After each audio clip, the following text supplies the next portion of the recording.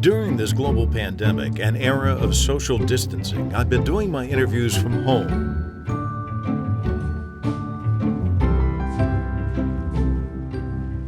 This is where I spoke with John, who is the President and Executive Director of Asian Americans Advancing Justice, based in Washington, D.C.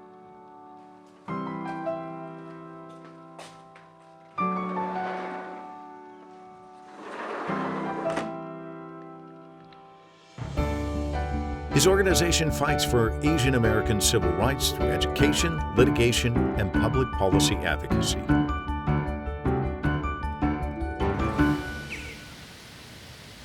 We are in a time when people are fearful, and that's the reality. We are under the COVID-19 environment. Everyone is fearful, and there's realness to that. But that fear shouldn't translate to hate. That fear shouldn't translate to racism. And in that sense, that is where I have concern for the Asian American community right now.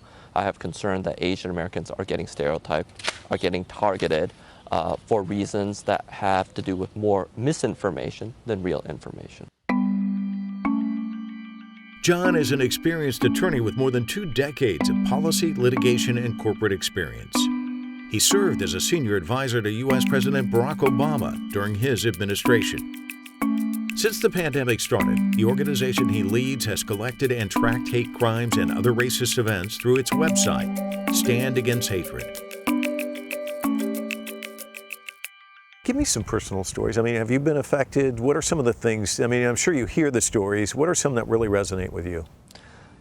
A couple of really resonate. The Texas story in particular, where a father and his 2 young children were stabbed outside of a Sam's Club by a person that blamed him for bringing the virus to the United States. It really affects me in part because I am a father of 2 kids, and to think of a father having to live that experience really resonates in terms of why it matters in terms of the work that we do. I think about a woman that was doused with acid right outside her own house while taking out the garbage. Again, such a common everyday experience that all of us do on a weekly basis, and to have that become a moment when you are in fear of your life, when you are attacked, it violates the very safety of literally your own home in that case. So those incidents certainly resonate. And then all of the microaggressions or the micro incidents taken together, and these are the racial epithets. These are the small things that happen where people say, go back to your own country or get away from me.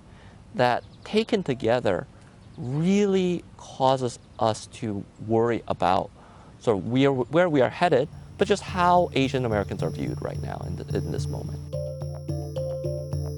The reporting forum Stop AAPI Hate is also tracking anti-Asian incidents. So far, it's seen about 2,600 episodes from March 19th through the end of August. They range from verbal to physical attacks against Asian Americans and Pacific Islanders. They are happening all across the United States. Social media is playing a big role in publicizing race-motivated attacks, such as these videos that went viral. Ain't got no law underneath of you. I can say whatever I want. First Amendment. Should we call the police? Go to your own country. Go to your own country, dreamer. Bye. I stand up for you. Tell them to move. Move.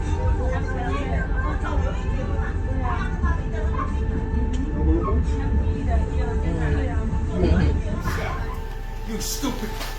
Okay. Okay. Oh. Okay. He just assaulted me. This man had just assaulted me. What can be done in the face of this sort of discrimination? There's a number of things, I think. Number one is this sort of discussion, just addressing it head on and saying, this is stuff that we are seeing. In fact, it was very heartening. I've done a number of these types of interviews, and one time I was walking my neighborhood, as we all are in COVID-19, to get our exercise, and a neighbor of mine that we're friendly with said, hey, I saw you on one of these interviews, and she actually said, on behalf of white people, I want to apologize for the behavior of some of my colleagues. And that was meaningful to me, because it was meaningful in that it suggested that talking about these issues is helpful, because then it brings it to the fore. It makes our allies, not just in the Asian American community or Black community, Latino community, but the white community, take note and find ways to support us. And that translates also into another area, which is just having these allies intervene when they need to, right?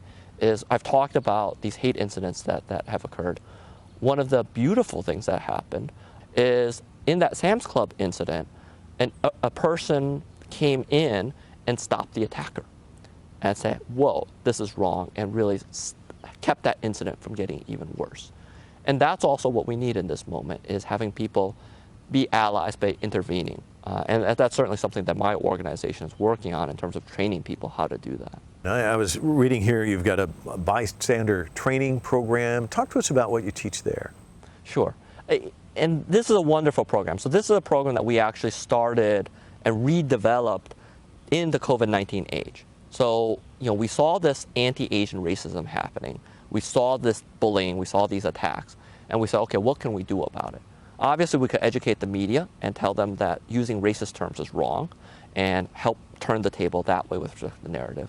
But what about the individual people that are feeling this on the ground?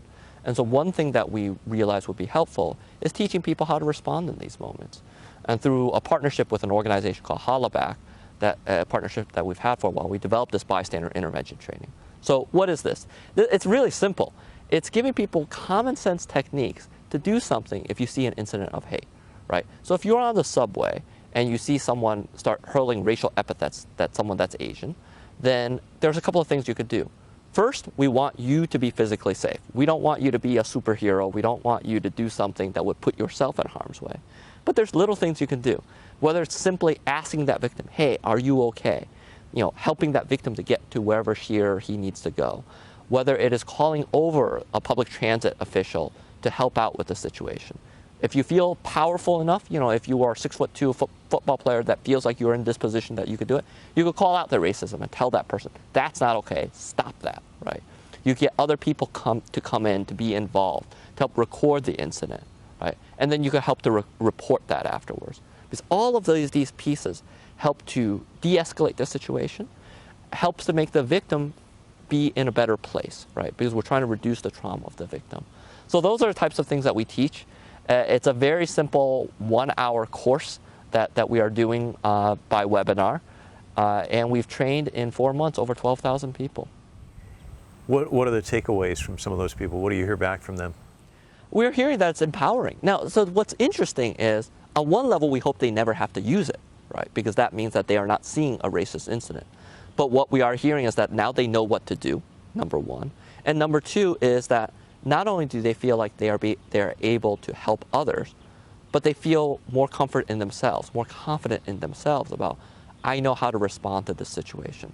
One of the things when we polled these individuals prior to starting the training about why they would not respond in a situation is, they always respond, I'm not sure if I know what to do.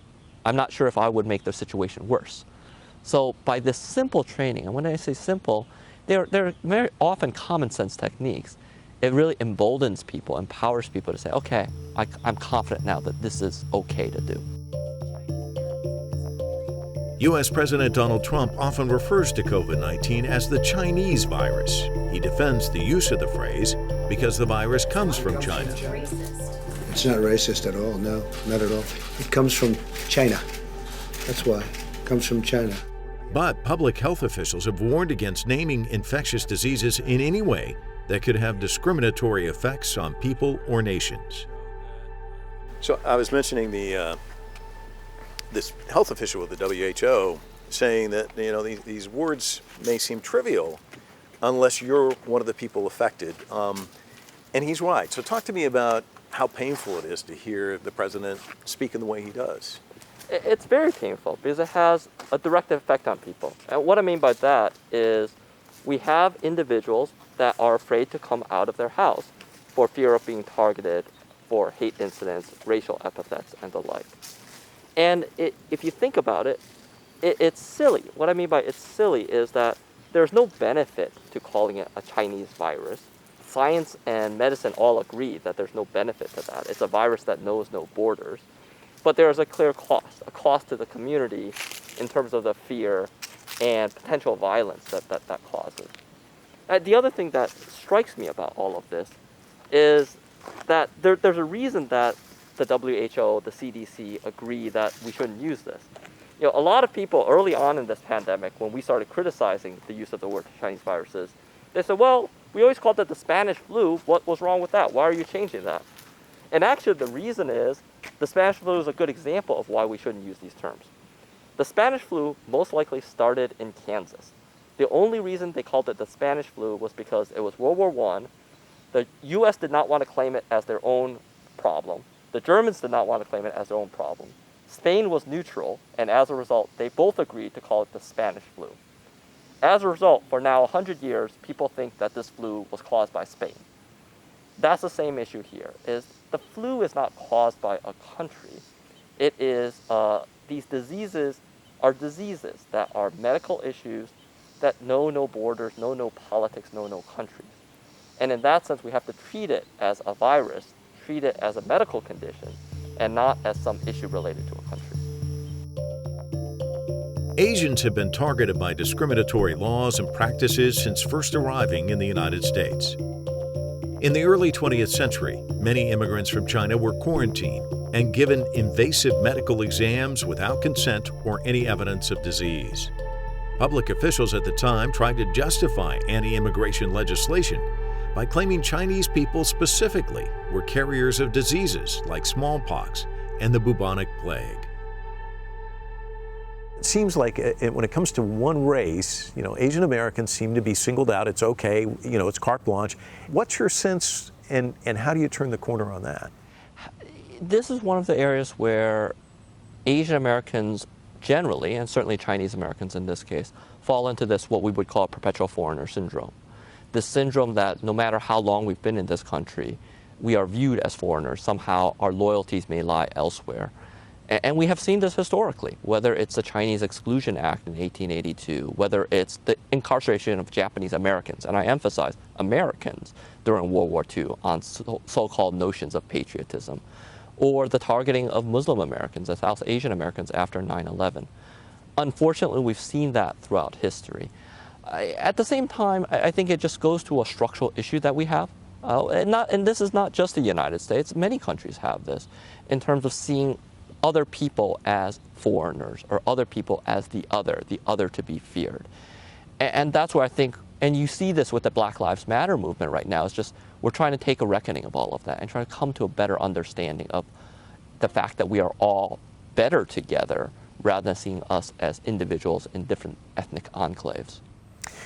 You mentioned all of those particular cases, and I did talk to an individual who was in an internment camp, and he said it's one of the most shameful chapters in American history, and we were all innocent. We were Americans. We cared about our country just as much as anybody else. Given the fact that a lot of people say history repeats itself, when you start to see these kind of incidents shaping up, what's your fear? I mean, because it can go further and further, can't it? It can go further and further, although I also think that progress is being made. I'm an optimist by nature, and you look at what has happened, certainly even in this current environment where there is at times this fear of China. At the same time, there are politicians that have been very clear about the difference between Chinese government policies versus the Chinese people, trying to distinguish between not racially profiling against Chinese Americans. So you do see elements that make me believe that we are in a better space than we were during World War II. At the same time, that is always a concern. That is always a concern. And you think back, I actually think I've been thinking about this, is when we're in the height of the Cold War against Russia, certainly we had movies against Russia and how the Russians were a threat to the United States. I never perceived that in terms of everyday discourse, there was a suspicion of Russian Americans. I do see an element of that right now with respect to Chinese Americans and then, again, more broadly, Asian Americans. Trying to understand that a little bit more and figuring out what is the root of that and how we really take that root out to get to a better place. Given the climate that we're in, it's easy to be discouraged about some of the things we've talked about, Kung flu and some of these, the Wuhan fever and all of that sort of thing. But there's the old saying, it's always darkest before the light, before the dawn. Are we seeing a sea change out there? Are you hopeful, or do you think there's still a lot more work that needs to be done? Both. I am hopeful, and there is a lot more work to be done. What makes me hopeful is seeing Confederate statues come down, especially here in Virginia and elsewhere that were part of the Deep South. That in itself is something that would not have happened 5 years ago, 3 years ago. And to see that happening suggests that we are in a different moment. Now, there's still a lot more work to be done, whether it is on police restructuring or the like. But you do see elements of that. It's interesting, because on the way over here, I was listening to John Lewis's funeral and listening to the stories of the 1960s and how difficult it was then, and some of the, if you call it chaos, some of the uncertainty during that time. That's the other aspect that I come back to, which is people ask me, are we in a moment? Are we in a movement? Is this really that shift? The answer is I don't know. We will know 10 years from now. We will know 15 years from now when that history actually starts to get written. There's a long road, but that road is one that people are taking that journey. And you'll be on that road for some time to come, I take it. I believe that's correct. As I tell some people, part of my job as a civil rights organization, our mission is to advance the civil and human rights of Asian Americans and to promote a fair and equitable society for all. So in that sense, if I have promoted a fair and equitable society for all, I am done with my job and I am out of work. Unfortunately, I don't see that happening anytime soon. Well, we'll let you get back to work. Thanks so much for your time. Appreciate it. Thank you.